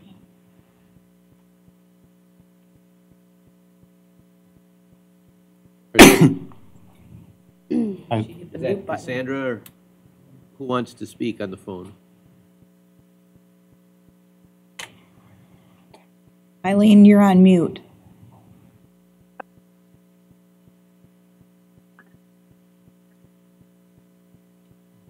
Due to technical difficulties beyond our control. Are there any other comments or questions for the panel? I do appreciate all your work on this, and I know it's a very difficult issue, and I know it raises all kinds of concerns. People have different ideas, and they have strong feelings like I do. But I do appreciate all your work, and it's been a slog. And thank you. And in going, our thanks, the 5 years on a 1-year revision does demonstrate your professional commitment and patience with all of our stakeholders. We appreciate and respect that. Right. Well, much to my surprise, we are 5 minutes early. Do we want to reconvene at 1, according to schedule? At the board's pleasure. All right. We will recess then for lunch and reconvene at 1 p.m. promptly. That I could ask questions of Colbert, but he's giving public comments. Not really. You can. Yeah, she says that the tradition is that we don't respond.